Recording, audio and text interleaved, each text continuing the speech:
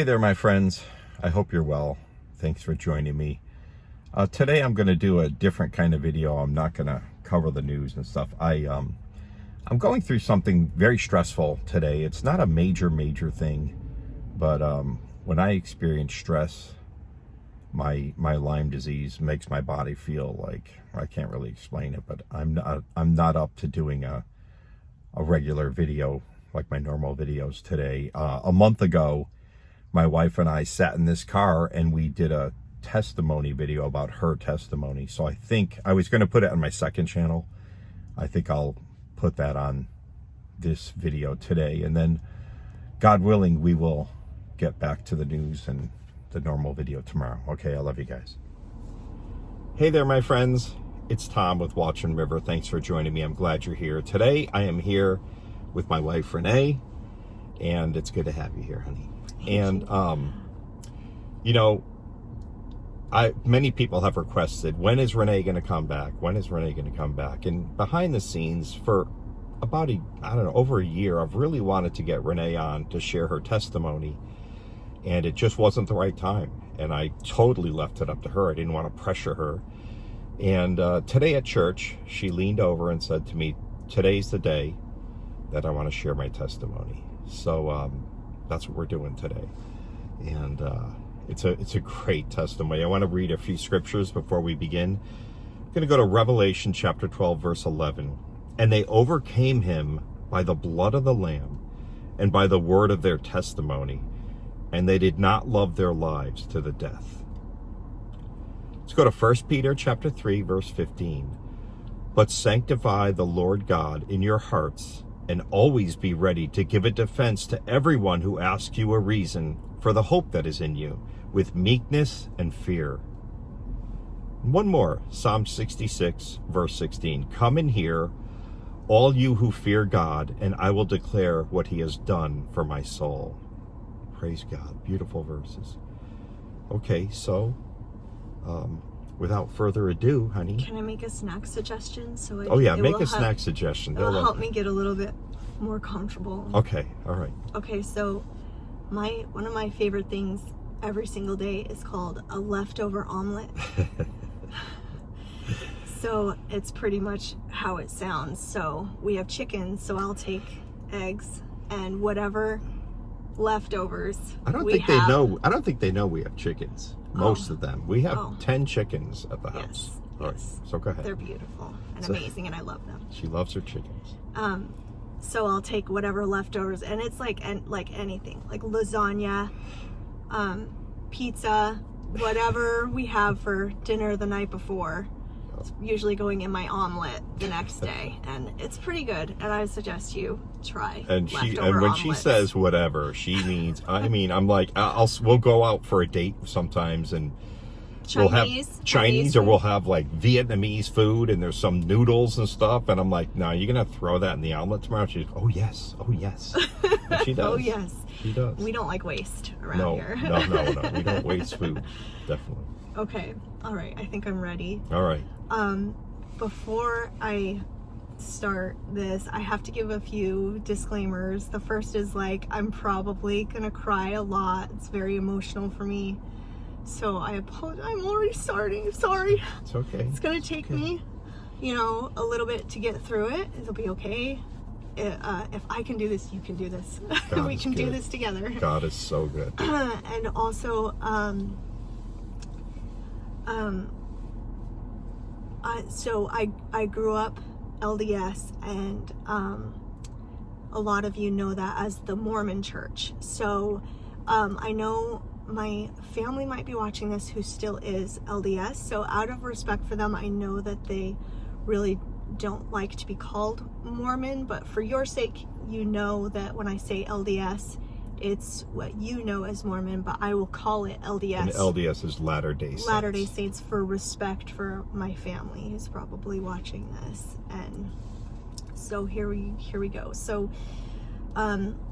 in order to understand where I am now, you have to kind of understand where I came from. So growing up in the LDS church, it's very rule-based and very, a lot of checklists and to-do lists, and very systematized, almost to the level of Scientology. There's like levels, and if you get certain callings, you're like at a higher level, and once you get into the temple, you're at a higher level, and then there's different levels inside the temple.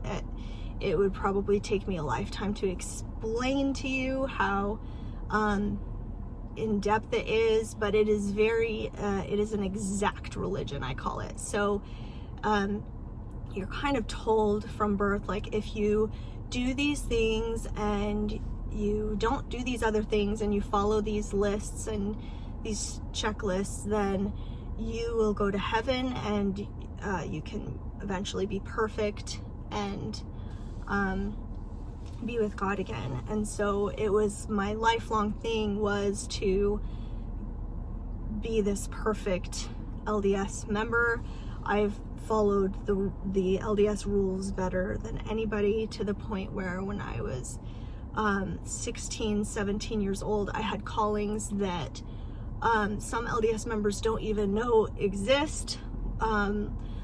Picture, how do you explain a stake? So like a ward is kind of like when you go to a church message, all the people in that church would be called a ward, like a body in Christ, but just for that church. And then if you take 3 of those, it's called a stake. See, they even have their own language. They even have their own language of sorts. A stake, like S-T-A-K-E? Steak? Not like the food, but no. Yeah, Yes. S-T-A-K-E. Yes. So it's like just it's like multiple words put together. So I was a youth leader for the stake, and that meant, and not only that, but there were 12 youth leaders, and I was the head, along with a boy, of those 12. So it was this calling that my dad was in the bishopric. That's kind of like an assistant pastor, and he didn't even understand what my calling was at the time when I had it. So but it's big, and you're like over all the youth of the church. And this was when I was 16, 17 years old. And then by the time I was 18, 19, I had become Relief Society president of my college ward, which is usually like a calling that like older ladies get. So I was pretty high up there with all of the, I tell you this because where I went, like, it was very shocking when I learned that it wasn't true. And how I learned that, now all of you probably aren't surprised, but I was quite surprised, because how I discovered it wasn't true was, well, you can't really, I'm sorry, I'm a little bit rambly. No, you're doing good. I just didn't want this to be all rehearsed and stuff. Yeah. How old were you when you discovered it wasn't true? I was 30. So what happened was, in the Book of Mormon, and I knew the Book of Mormon inside and out way more than I knew the Bible, because it's more, they just teach it more. But in the Book of Mormon, there's a promise that says, near the end, if you pray about this Book of Mormon, then you'll know it's true. And so every year of my whole life, I would pray and ask if it was true. And everyone around me would have these very spiritual, religious experiences, and they wouldn't be following the like to-do lists or checklists as good as me. So I thought, oh, it must be because I'm sinning, because according to the LDS church, like, if you're doing these to-do lists and checklists perfectly, and you're not doing these things over here and you're doing these things over here, you are good enough to get that answer that it's true. So every year I would try even more to follow all of the LDS rules so that I could get my answer that it was true. And by the time I was 30, I was almost losing my mind, like, how come I'm not getting an answer? Were you praying the prayer and not getting an answer, you felt? Yes. So okay. I would pray and I would not get an answer, and I would get so frustrated, like, oh, I must be sinning. I need to work harder. I need to just do more, be more, and follow the rules, the LDS rules more, and pray more. Well, when I turned 30, I'd finished reading the Book of Mormon again, and I was determined. And this time I said, I had young kids at the time, 2 of them were in diapers, and I had 3 kids, two of them were in diapers, and I said, I am going on my knees and I am not getting up until I know that it's true.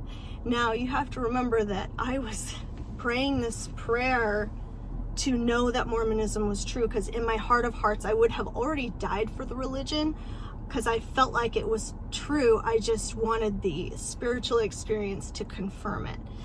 So, does this make sense? It makes total sense. Okay, so when I got on my knees in the evening after I'd put the kids to bed, I started praying and I wasn't getting an answer, and I said, I'm just gonna pray all night long, I don't care. And I stayed on my knees, and I would pass out from being so tired, especially if you've had kids, toddlers, you understand the level of fatigue. And I would get right back up and continue, and eventually the sun started coming up over the mountains. I could see out my window, and I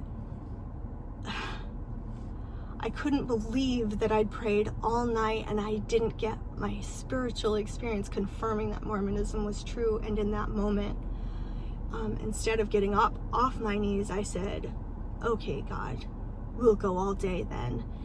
And right when I said that, the strangest thing in my entire life happened. And I'm gonna have to try to explain it on like a human level, because what happened was on a very supernatural level. And so to try to make it sound like in human words, it's gonna be difficult. So please bear with me. When I was praying, I was expecting like lightning or a voice, or maybe even like the presence of an angel. I was like, bring it on. I've done everything for 30 years right according to the LDS church, so let's have it. What happened was, it was as if a hand went in my brain and pushed it aside, and I could see through all of my LDS belief, and it wasn't true. And it was like I had this answer, and it wasn't like doubt. Please don't think, oh, because I'd prayed so long, she's just doubting or something. No, it was a very firm, like, it is not true, and I knew it. It wasn't like, oh, maybe. It was, I knew it in my brain, in my soul, in everything. And the shock that then consumed my body, because I thought that it was true and would have died for it, I can only explain it like this, okay? Picture going up into your parents' attic, and there's this box in the corner, and you go over to the box, and there are like some of your birth papers in there, and then you learn that you were really born a different gender, and your parents gave you surgery at birth to be this different gender, and you're standing there. Like, the shock that you would feel having become an adult and never knowing this, like, it's such a PTSD feeling that hit my nervous system, because it was like, what? This was not what I was expecting. And from that moment on, it doesn't matter. You're standing there with the box, and you can't ever close the box again. Sure. I could never just deny and say, oh, never mind. Like, I knew. You got an answer. I got an answer. Yeah. So it was like, I couldn't, like, if you're a different gender, if you were born, even if you decide, okay, do I stay this gender that my parents changed me into, or do I get surgery and go back? Like, your life has changed forever in that moment. So in this moment, I immediately stopped praying, that's for sure. I was like, can't take any more surprises. Be careful what you ask for. Yeah, I was like, what what is happening? So from that moment on, I didn't really know what to do because I grew up in this. It was my identity. Every single person that I knew, every friend, every family member, my kids, everybody was involved. And it's not an easy church to leave because it is systematized. They have people who constantly check on you. You're on a permanent list for several sets of people, and I had to hide and move, and when I would see the missionaries, I would shake, like, please don't tell them, because I knew if I got on their list again at my new residence, it would start all over again. So I stayed in the church, but kind of stopped going and moved and things, but I didn't really know what to do from there. And a year later after that, I met Tom, and he told me to go to a Bible believing church, and I didn't really understand, but I thought might as well, because kind of the new journey starts to for who am I? Yeah, go ahead. Can I interject something for a second that many people probably don't know? That when an LDS member leaves the LDS church, statistically 80 to 90% become atheist and they never come back. 80 to 90%. So the fact that I said to her, go to a Bible believing church, it's almost miraculous that she did do it, you know. Continue. Yeah, well, I mean, I still struggled quite a bit because this Bible believing church still said a lot of the same things that was said in the LDS church, so it's really hard to separate the two because it's so intertwined. So I could see why so many people become atheists, because you almost become exhausted of even trying to separate truth from the what do you call that? The imitator. Yeah. You know, the real one from the imitator. And Tom used to say to me, you know, because if you line up 10 sticks and there's only one that's different, you know that's the true one. But I could never spot the true one, and I kept looking for the true one. Even though I was in a Bible believing church, I just had such an internal struggle with knowing. And I went the first week, and my 9-year-old daughter at the time, when we got in the car to get home, she was angry, yelling at me, saying, "Don't you understand? We're free." My 9-year-old. I could cry. She understood the first time she went into a Bible believing church. She understood, wait a minute, everything, we've been in bondage, we've been set free, Christ set us free. A 9-year-old kid. And you know what? Yeah. She's turning 21 this week, and she loves the Lord, like, with a passion and a love that is so rare with young people. It's just so beautiful. I love her so much. Yes. But I wasn't going to lie or say something that I didn't truly feel. I felt tricked and lied to my whole life, that if I could be anything, I'm going to be true to myself and whatever that was going to be, and whatever belief I was going to believe. But also, if there was a God, I was seeking him to try to know the real God, the different stick, as Tom says. So I would keep saying, each week I would go and I would say, I'm sorry, the gears just aren't going that way. It was almost like I had been trained my whole life to think this one way. So to think that works didn't matter, or the to-do lists and stuff, it was really hard to let go of that.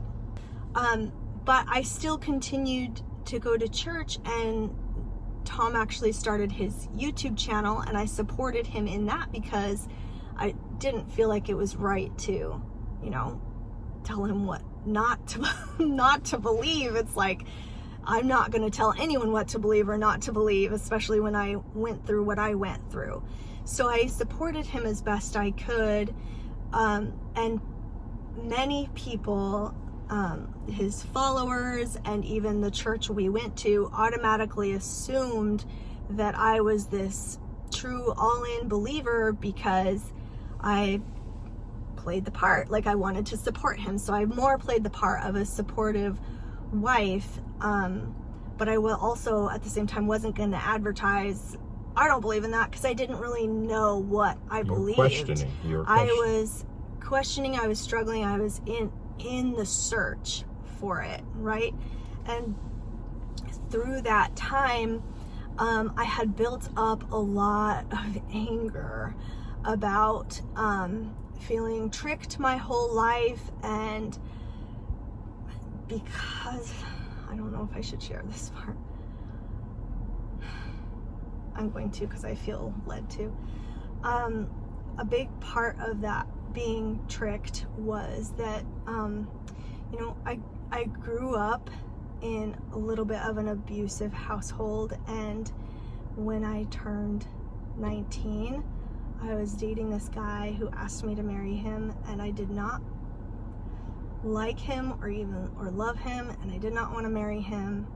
And when I went to my dad to tell him of my concerns, he quickly said, I feel the spirit, you're supposed to marry him. And that led to, and by the way, I forgive my dad for that. I probably should have told him my concerns even after he said that, and he may have changed his mind, maybe felt a different spirit, who knows, but he didn't know that I didn't like, love, or even that I had concerns. So I forgive my dad for that.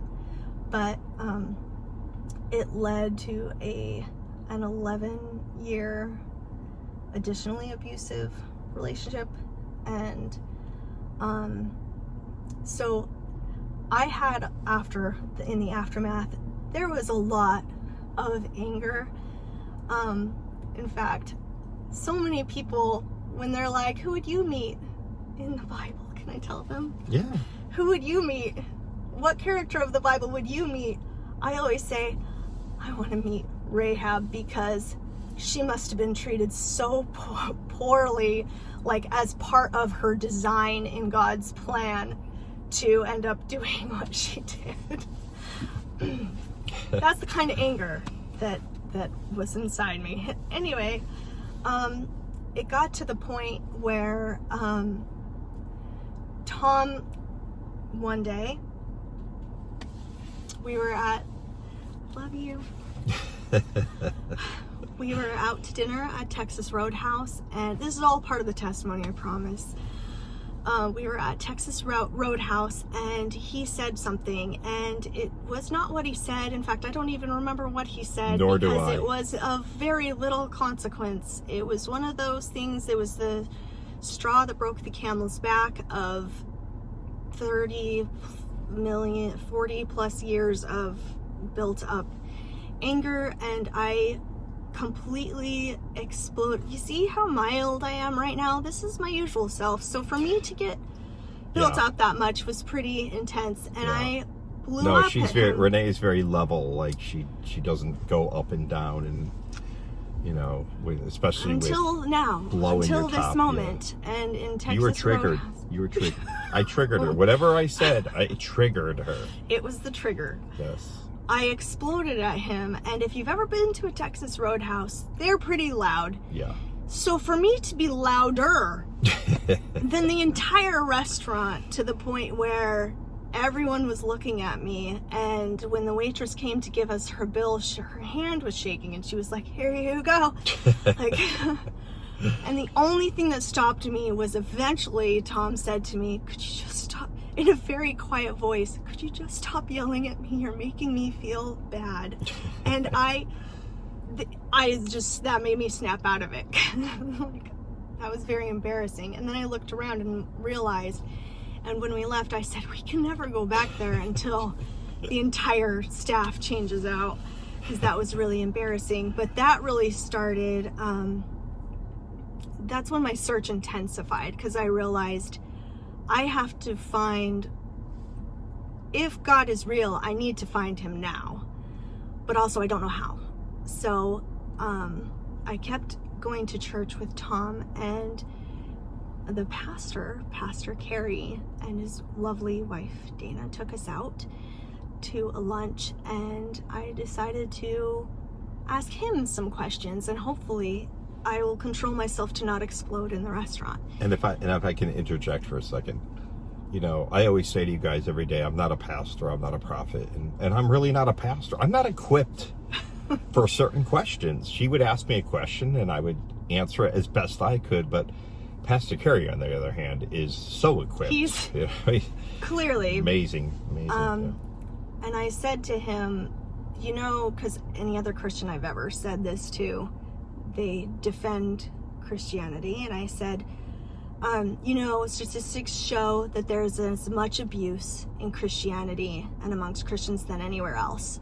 And I was expecting him to have the same answer every other Christian said to me, which was, not really, or maybe the statistic is this way, or maybe, or just not knowing how to, or like, well, yeah, but, or well, there's a lot of good people too. There was just so many other responses to that.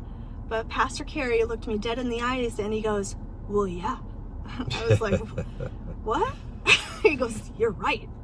I was like, okay, well, now I'm not defensive. Like, it really opened up to like, oh, I can talk to this guy and I can ask him anything. And he started giving me his books. And I loved his books because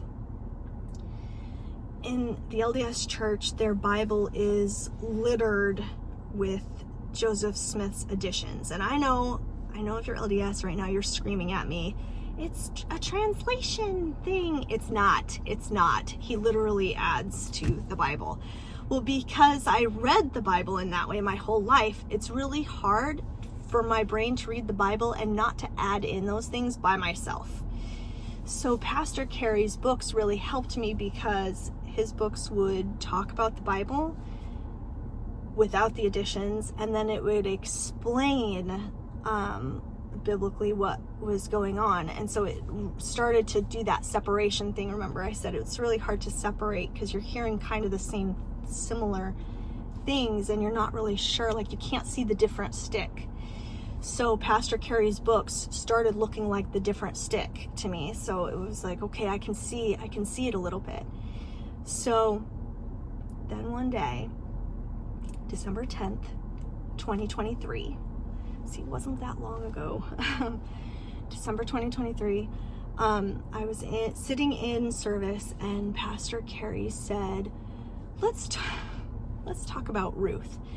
And this had the same anger triggering thing as the Texas Roadhouse incident, because this particular story was used in the LDS church during seminary lessons. That's like when you're in high school, you get up at 4 a.m. and go to church every day before going to school in high school. It's fun. Anyway, we were taught, they used that story to teach lessons that would keep women in abusive situations. So it was very triggering to me because part of the reason I stayed so long in an abusive marriage was because of this particular story and the way it was used in seminary when I was like 16 years old. So I was sitting in my seat and Pastor Carey had no idea. To him, he was just going to tell a nice story. But I like felt so hot and I was so mad and I almost ran out. But I was like, I just thought, yeah, let's talk about Ruth. What are you going to say about Ruth? Like, I thought the first thing he said, who knows what I'm going to do. And he just said, we're all Ruth. Even us guys are Ruth. And I was like, what? Like, it instantly, then I was just confused. Like, I wasn't angry anymore. I was like, what? That's so confusing. And he told of the kinsman redeemer and Jesus being the kinsman redeemer, and that all of us are Ruth, and that he is the one. Boaz is the one who saves us, and we have to go and put ourselves before him in a very vulnerable state to do that. And it just changed everything. It Just was click the stick. switch. It The was the switch stick. went on. Yes, it was the stick. It was like, oh, here it is. That's the 10th stick that's different. I know it. This is clearly not the same thing, Christianity. And so that was the day, the very day I said the prayer at the end, and then I went and stole one of his books. Literally. Yes. Yeah. She said, I'm just taking this. And they're like, take it, fine, take it. Yeah, he had books in the back. I didn't realize that it was okay it was okay for me to take it, but I really did think I was stealing it. Like, I was like, that's the way to start your Christian journey. You know, I think I just became a child of God. I'm going to steal a book. I wanted it so bad. I didn't know how things worked. I expected everything to be, you know, I'm outside of the LDS church where everything was so systematized. You know, you knew like everything had a system and a way and a language, and if you do this, this happens, and this and this and this. And so I'm like, how do I get the book? I don't know the system. So I was like, I'm just going to take this, okay? And she goes, well, did you say the prayer with him? And I'm like, yes, I did. They give the book to everyone who believes the They gospel. They give you the book, but it was more like I was like I'm defensively taking the book. Oh, so embarrassing. Anyway, and that's when my whole church realized, oh, she wasn't a believer before. Now we had no idea. And that's when Pastor Carey said to me, okay, you need to be baptized. And I was like, no, that is so scary. And he goes, you need to. Yeah. And I was like, okay, let me think about that for a little while. And Pastor Carey's so, I told you it was gonna happen. He sorry. It's okay. It's okay. He just made me feel like I wasn't wasting his time. He would talk to me on the phone, and I would have the weirdest questions for him, because in order to separate the LDS things from real true Bible believing Christianity, I had to ask really weird questions. And he's well equipped, let's just say, to help people who've been in abused situations to hear what they need to hear to understand. And he talked a lot about the Adam and Eve story, because in the LDS church they even have like temple videos where Eve, is it okay that I'm sharing this? Sure, of course, yeah. Eve in the Bible, Eve is tricked, she takes the fruit, then she goes to Adam and he takes the fruit. In the LDS version, am I saying this right? Yeah. She goes to Adam first and says, I'm thinking about doing this. And he goes, don't you know we can't do that? And then she goes and takes it anyway. And then she goes to him and says, I did this, and now you have to do it or I'll be cast out, and you have to do this to save me. And so he says, I see that this must be like, you're an idiot, so I guess I have to, type tone, and takes the fruit. And it's very just you guys should watch it. LDS temple video. Sorry, Mom and Dad, I love you very much. Anyway, it's just not the way it happened. And Pastor Carey said that actually Adam did it wrong, and if he had done it right, he would have probably like atoned for what she did. Anyway, it was just a very different way of putting things, and that in the LDS church, it's always framed that it's the woman's fault, she's always wrong. But then Mother's Day will come and they're like, women are the most important of all. But then it just isn't that way. Like, they say one thing, but what actually you experience is a whole other thing. Like, I experienced my mom crying for years and years and years that she felt a certain way, but she was more upset that she couldn't control the way she felt about it, and that it's her fault that she felt this way when the LDS church taught her something. And so this felt much it was the different stick. Anyway, this is so long. I'm so sorry. I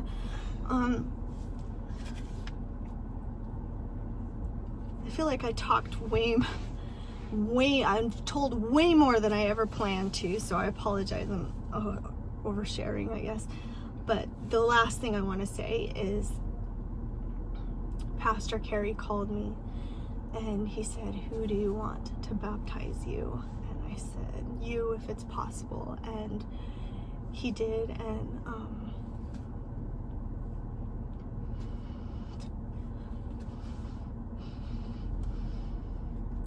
when I was in the water, I had the experience that I wanted. When I said that prayer so long ago, wanting to know that the LDS Church was true. The end. So you had the experience where you knew as you were baptized that this was truth. Yeah, I had what I was praying for. Tell me that the LDS Church is true when I was 30. By now I think I was 41. I know I'm old. You're not old. I'm old. And I know, I want to explain something because I know people think like, well, Tom, where did you stand through all of this when she had doubts and stuff? Well, she always believed that Jesus existed. She was never an atheist. And I just knew, when you know, like your spirit, your soul knows, I knew I wasn't the one who was going to make that connection with her and the Lord. I always knew it because when you have a spouse, and her and I are so close, you become one. And when you have a spouse, she couldn't hear it from me. It wouldn't speak to her. I wouldn't listen to him because I was searching for the God who answered my first prayer. If a God is powerful enough to tell me that the LDS Church isn't true and completely took away that belief system, then that God could also give me my next belief system. So that's what I was searching for. So I wasn't going to listen, no offense, no, I get to it. him or anybody else. I just kept searching until I knew. And it wasn't until, of course, that had to be God's timing. So certain things had to line up.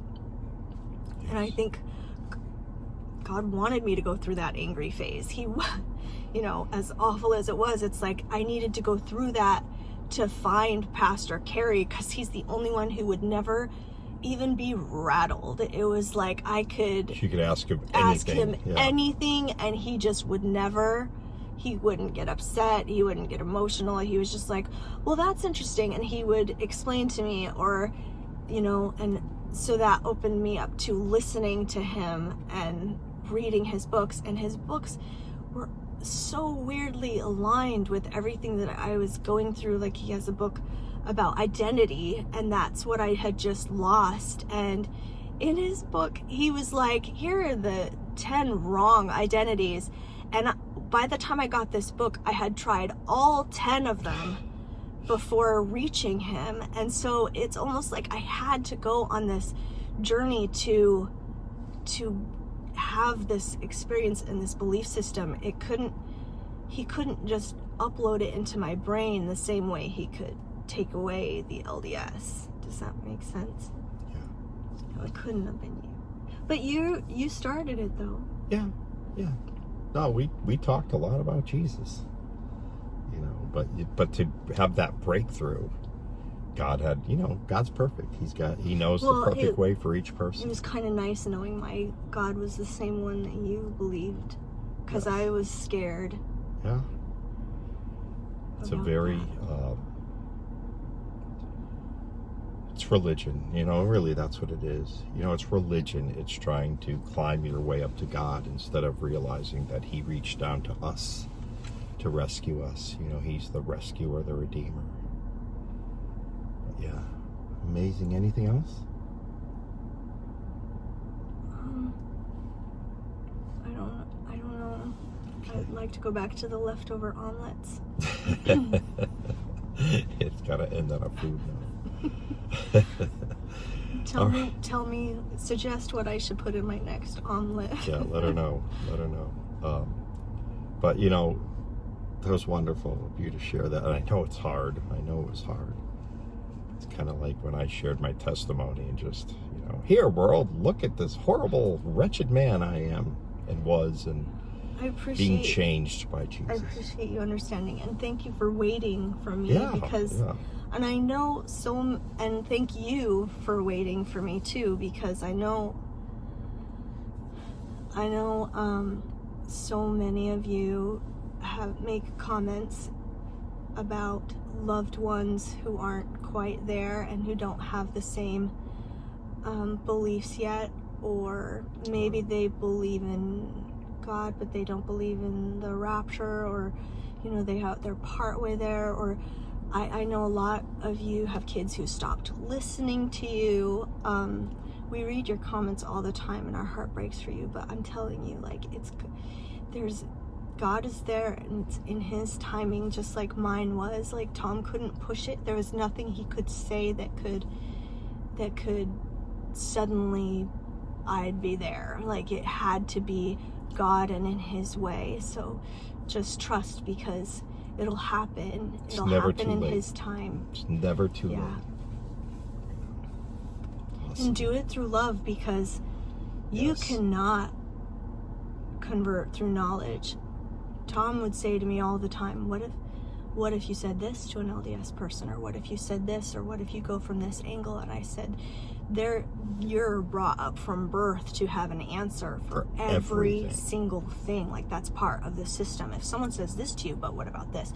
And so you absolutely, the only difference that piqued my interest with Tom and his God was love, and he was always happy, and he exuded love. And when I would go to the Bible believing churches, like real strong ones, people were so weirdly happy, and I couldn't understand, because in the LDS church it was all about suffering. Like, the more you suffered, the more points you got, right? So that was the difference, is the love, like true joy. Love, not love with an agenda. It had to be like, I love you for you, and I want to build our relationship, because the example of that is what changes hearts, okay? And minds eventually. Sorry, I took over. No, that was good. That was good. All right, so thank you, honey. Yeah. I'm sure that will bless many. And I love you guys, and yeah, there's so many times in the comments people will say, praying for you, Tom and Renae, and you'll put her name in there too. And I can't tell you how much that, and some of you even spell her name right.